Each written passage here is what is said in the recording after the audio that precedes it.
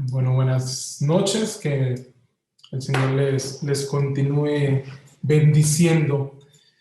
Esperamos que el Señor nos sermonee en esta noche. No espero ser yo, sino el Señor quien toque nuestros corazones y lo siga haciendo, como siempre, a través de su palabra. Deuteronomio capítulo 16, versos 18 al 22. En la semana pasada les decía que hubiese querido compartir este mensaje la semana pasada, pero bueno, el Señor tiene sus tiempos y esperamos que nos hable en esta noche. Leo la palabra del Señor en favor de todos. Dice: en todas las ciudades que Yahvé tu Dios te dé para tus tribus, pondrás jueces y oficiales, y juzgarán al pueblo con juicio recto. No torcerás el juicio, no reconocerás rostros, ni recibirás soborno, porque el soborno ciega los ojos de los sabios y pervierte las palabras de los justos. La justicia, solo la justicia seguirás, para que vivas y poseas la tierra que Yahvé tu Dios te da. No plantarás para ti acera de ninguna clase de árbol junto al altar de Yahvé tu Dios, que harás para ti, ni te erigirás estatua, cosa que Yahvé tu Dios aborrece.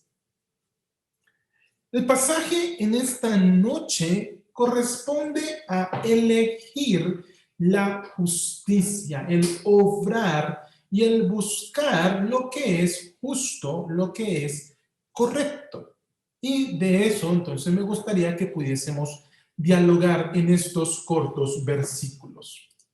Lo primero que el texto le dice a la gente es que en todas las ciudades que Dios les va a dar, ¿sí?, ellos deben pensar en todo el lugar que el Señor les dé, ¿sí? Literalmente el texto les plantea en todas tus puertas. Eso es lo que dice el texto ahí en el Antiguo Testamento: en todas tus puertas que Yahvé tu Dios te dé. Y eso es una forma de mencionar los lugares donde se hacía justicia. Israel, para esta época, todavía no tenía rey. Todavía no tenía un sistema establecido de jueces. Eso va a llegar después, pero se anticipa que van a tener este tipo de personas, y entonces en todo lugar donde se juzgue, ¿sí?, la puerta de la ciudad usualmente era el lugar del mercado, era el lugar donde la gente se encontraba para dialogar, y entonces era el lugar donde se hacía justicia. En todas las ciudades que Yahvé tu Dios te dé, en todas tus puertas, pondrás jueces y oficiales. La expresión que se utiliza acá para jueces, ¿sí?, es en la persona que ejercía usualmente como líder local. Un juez era un líder local, una persona que estaba al frente, que era la figura visible de un determinado pueblo. Esa es la figura que nosotros tenemos, por ejemplo, en Jueces, capítulo 3, en el versículo 10, ¿sí? El Espíritu del Señor vino sobre Otoniel, y así Otoniel se convirtió en juez de Israel y salió a la guerra, o en caudillo y salió a la guerra. Esa es la expresión, la persona que está ahí para liderar una determinada comunidad, ¿sí? Y oficiales era lo que se entendería como aquel que asiste al juez, aquel que funciona más con la figura como de capataz, que ahí en primer libro de Crónicas, capítulo 23, en el versículo 4, nosotros tenemos esa figura. De estos 24,000 estaban a cargo del trabajo del templo del Señor. 6,000 eran oficiales y jueces. Esta figura como de capataz, como de aquel que ayuda al juez, aquel que colabora en los asuntos que se deben administrar. Entonces, el texto nos está diciendo: en todo el lugar que el Señor tu Dios te dé, van a poner jueces, aquellos líderes a cargo, y van a poner asistentes u oficiales para esos jueces. Israel iba a establecerse en torno al elegir las personas que iban a hacer justicia. Y estas personas debían juzgar y juzgarán al pueblo con juicio recto o con juicio justo. Esa es la idea aquí. Ahora, Israel no vivía en un formato democrático. Eso es importante. Israel vivía hasta ese momento en lo que llamaríamos una teocracia. Dios era el Señor de la nación. Y por eso es a través del profeta Moisés que se regían. Nosotros vivimos en una democracia. Entonces, este poner jueces y oficiales es algo que nos hemos nosotros en nuestro ejercicio democrático. Estos jueces y estos oficiales para ellos eran los principales de cada familia, hombres de mayor edad que tenían un reconocimiento en el pueblo. Nosotros elegimos por medio de votación. En ambos casos, ellos y nosotros elegimos para que se juzgue con juicio recto, con juicio justo. Entonces, el verso 19 y el verso 20 se plantea para estas personas que son electas para hacer justicia. Y lo primero que se dice en el verso 19 es no torcerás el juicio. La expresión torcer aquí es una palabrita que se utiliza para hablar de pervertir o de desviar. No pervertirás el juicio. Lo primero que se le dice a aquel que pretende hacer justicia es que el juicio es algo correcto, no se puede pervertir, no se puede dañar. Recordemos, la justicia es parte de los atributos de Dios, refleja quién es Dios. Y si se pervierte la justicia, si se tuerce la justicia, se está torciendo parte de esa imagen de Dios que debe ser reflejada. Lo segundo que se está diciendo es no reconocerás rostros. Si ustedes están leyendo ahí en Reina Valera, el texto posiblemente diga, no harás acepción de personas. No sé si ustedes han visto las imágenes, las estatuas que hacen sobre la justicia, que tienen los ojos vendados. Se dice que la justicia es ciega. Y básicamente es un reflejo de este texto, ¿sí? No reconocerás rostros, no harás justicia mirando a la cara de la persona. Ah, este me cae bien, entonces lo hago de esta manera, y este me cae mal, lo hago de esta otra manera. No, la justicia es justa. Lo que es justo, independientemente de que me caiga bien o mal la persona. Si cuando nosotros hacemos justicia, miramos a la persona y la hacemos dependiendo de con quién la hacemos, eso no es justicia. Eso es lo que uno llamaría corrupción. Independientemente que vaya una buena intención del corazón. Para que la justicia sea justa, debe ser bajo el criterio de Dios y no de mis afectos. Y en ese sentido, entonces, en la justicia era lo que ellos debían hacer, no mirando al rostro y no recibiendo, ¿sí?, soborno, no recibiendo un beneficio económico. Y da la razón. Porque el soborno ciega los ojos de los sabios y pervierte la palabra o las palabras de los justos. ¿Sí? Aquí el texto está diciendo que el soborno daña aún el ojo del sabio, daña incluso la palabra del que es inocente, como en Éxodo 23:8 se nos sugiere. Es entonces la persona que hace justicia quien debe apartarse de cualquier elemento de soborno. No puede permitir que el intercambio de favores haga que favorezca o desfavorezca a una persona. Nosotros hemos visto en el país y hemos sufrido y nos hemos quejado muchas veces cuando vemos que frente a alguien que es poderoso y hace lo malo, la justicia no aplica. Y uno dice, pero ¿por qué? Claro, la justicia es para los de Ruan. No, tenemos que procurar una justicia que sea justa, que no permita el soborno. Un gobierno que sea justo, que no permita el soborno, porque es que el soborno daña al sabio y daña al justo. Entonces uno no puede decir es que yo soy una persona de Dios y a mí esas cosas no me afectan. Como yo soy un hombre de Dios, entonces yo puedo recibir soborno porque sigo siendo justo. No, el soborno daña al sabio, daña al justo. No se puede aceptar. En lugar de eso, el versículo 20 hace un énfasis.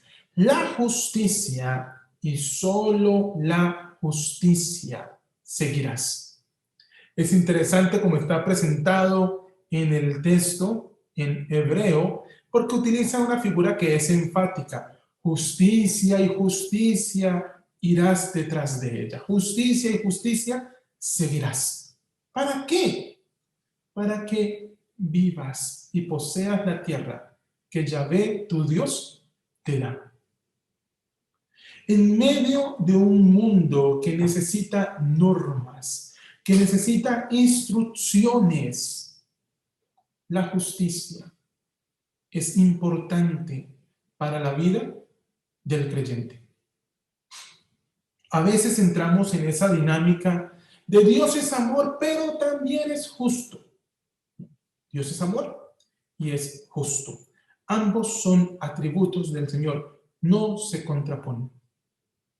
Nosotros como creyentes debemos defender aquello que es justo.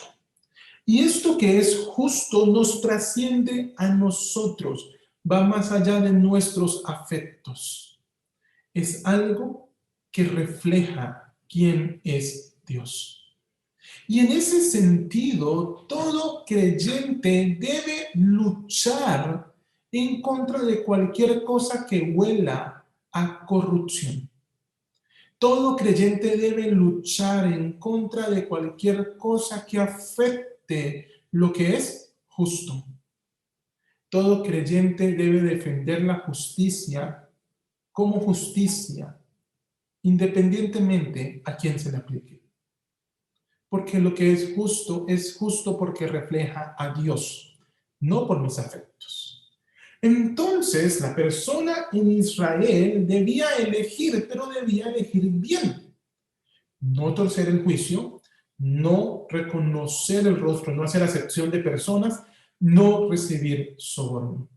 Y en lugar de estos tres no, se le plantea un sí.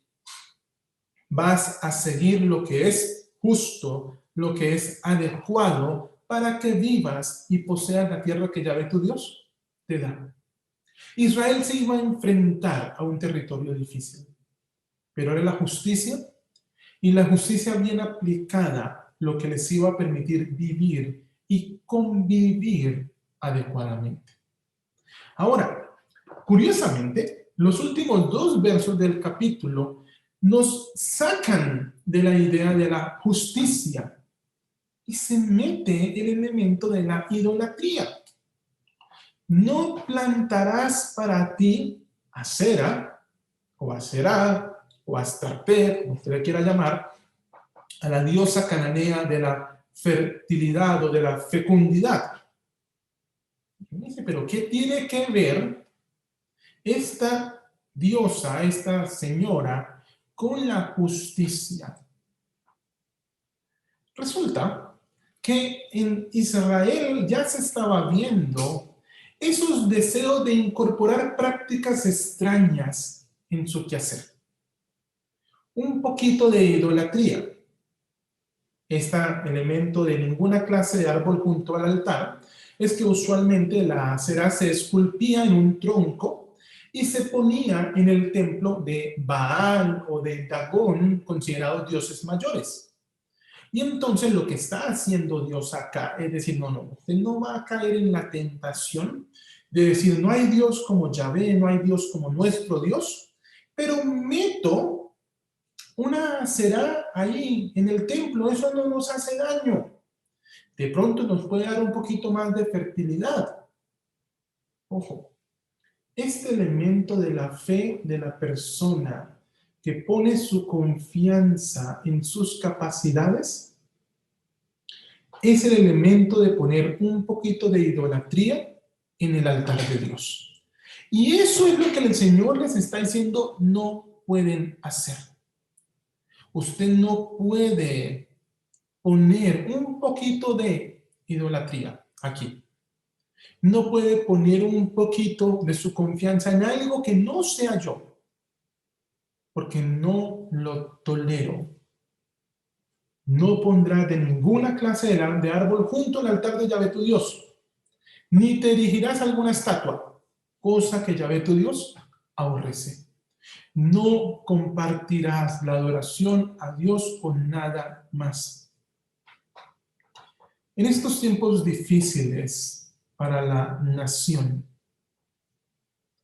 nos hemos olvidado de poner nuestra confianza en el Señor. Nos hemos olvidado de defender lo que es justo. Nos hemos enfrascado en discusiones que muestran más nuestra idea de política que una idea de fe.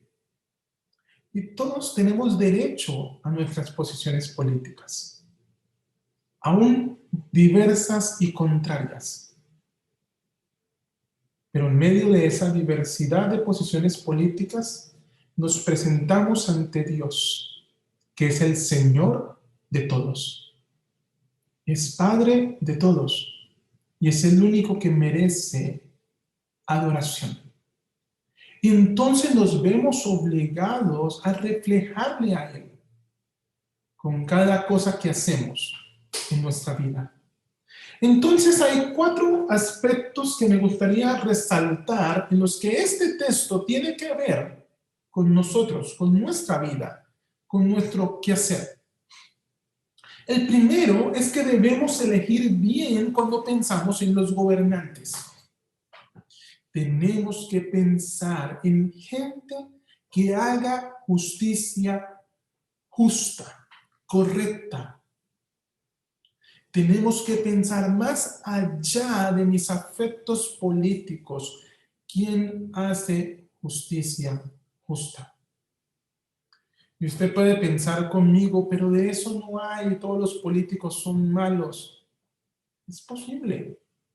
Entonces, como iglesia tenemos una labor de intercesión y de formación de personas que representen la justicia que es justa. Tenemos que elegir bien. No podemos quejarnos de las cosas que salen mal y seguir pensando que eso es responsabilidad de otros. Pondrás jueces y oficiales y juzgarán al pueblo con juicio recto. Esto tiene que ver con lo que nosotros hacemos. El ejercicio democrático en la iglesia se ha defendido siempre como algo libre, como algo de responsabilidad de cada persona. Hermanos, somos llamados a ser responsables cristianamente hablando. Defendamos lo que es justo porque la justicia refleja a Dios. Debemos entender eso como segundo elemento. La justicia hecha refleja a Dios. La justicia que se hace refleja a Dios. Eso significa que debemos ser justos en la forma que nosotros juzgamos. Elegir bien para que el que está en eminencia, en primer lugar, haga justicia. Pero nosotros, en el día a día, también debemos hacer justicia. Porque haciendo justicia reflejamos a Dios. Dios es un Dios justo, le reflejamos cuando hacemos justicia.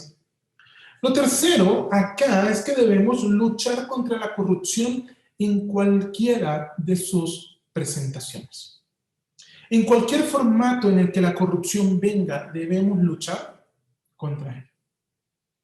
Sea denunciando a la gente que es corrupta, sea rogando a Dios porque haga justicia con aquellos que son corruptos y están por encima de nuestras capacidades, pero luchando contra la corrupción propia también. A veces nos quejamos de la corrupción externa, pero no miramos la nuestra. Y a veces nos encerramos en nuestra corrupción y dejamos de denunciar la corrupción que como iglesia debemos denunciar. Y en ese sentido hay que luchar contra la corrupción en cualquiera de sus presentaciones. Sí, debemos trabajar en nosotros. Debemos trabajar en nuestra familia, luchar contra la corrupción. Pero hermanos, cuando vayamos a elegir, también pensemos en esto. El voto es una forma de luchar contra la corrupción. El cuarto aspecto es que debemos entender que cualquier desvío de la mirada del Señor para buscar salvación es idolatría. Nuestra mirada debe estar puesta en el Señor. Nuestra salvación viene del Señor. En estos días difíciles, hay gente que ha salido a marchar y ha puesto su esperanza en las marchas. Y hay gente que está en contra de las marchas y ha puesto su esperanza en el gobierno o en X o Y político. Y ambos reflejan el mismo problema. Nuestra esperanza debe estar puesta en el Señor. Y usted puede salir a marchar o decidir no hacerlo por elementos de su afecto político o de su posición política. Y a pesar de eso, su esperanza debe seguir puesta en el Señor. Defendemos lo que es justo porque refleja a Dios.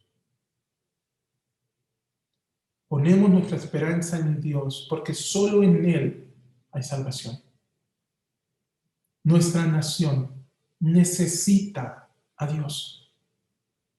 Y entonces necesita que como iglesia nosotros hagamos lo que es justo. Y en ese sentido hay tres cosas del ministerio de Jesús que me gustaría traer. En Lucas 18, hablando a los discípulos, Jesús les cuenta una parábola para preguntarles si cuando el Hijo del Hombre regrese hallará fe en la tierra. Y se plantea el hecho de una viuda que pide ante un juez que es injusto. Y por su insistencia, el juez la escucha. Y le dice a los discípulos, ¿cuánto más? Dios, que es juez justo, va a escuchar sus peticiones. Hermanos, somos invitados por Jesús como juez justo y como Señor a pedir ante Él. Porque sabemos que nos escucha, porque sabemos que intercede por nosotros, porque sabemos que nos ama. Pidamos a nuestro Señor. Cuando Pedro está en casa de Cornelio, Pedro reconoce el Señor no hace acepción de personas. El Evangelio no es para los que tienen X o Y corriente política. El Evangelio no es necesidad para los que piensan de X o Y manera. Todos necesitan encontrarse con Dios. Todos necesitan ser salvos. Entonces, todos necesitan escuchar el mensaje de salvación. El Evangelio debe llegar a cada persona. El tercer aspecto es un reto que Jesús le hace a quienes escuchan el Sermón del Monte. Si su justicia no es mayor que la de los fariseos y los escribas, no entrarán al reino de los cielos. Dios es un juez justo que nos invita a amar y a perseguir la justicia. Pero eso significa que nosotros debemos ser justos. El mal a nuestro alrededor no es una licencia para que nosotros hagamos el mal. El pecado a nuestro alrededor no es una licencia para que nosotros pequemos. Nuestra mirada debe estar en el Señor, que es juez justo, que es Dios santo. Y luchamos día a día contra la corrupción y la injusticia, estructural en la sociedad y personal en nuestras vidas. Debemos luchar contra aquello que no refleja la imagen de Dios.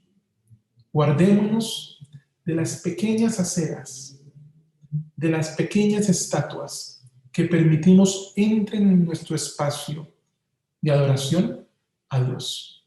Que el Señor nos ayude a ser jueces justos, a elegir jueces justos y a reflejarle a Él con justicia en nuestro día a día. Oremos. Señor, yo te doy gracias, Padre, por este tiempo, por la invitación que nos haces. Te doy gracias, Señor, porque nos retas a buscar la justicia en medio de tiempos sombríos en nuestra nación. Ayúdanos a recordar que nuestra salvación viene de ti, que la justicia te refleja a ti, Señor, y que por encima de nuestras posiciones políticas, Señor, te reconozcamos a ti, el único Señor, el único que merece adoración. Bendito sea tu nombre, Señor, en Cristo Jesús. Amén. Mis amados hermanos, que el Señor les bendiga.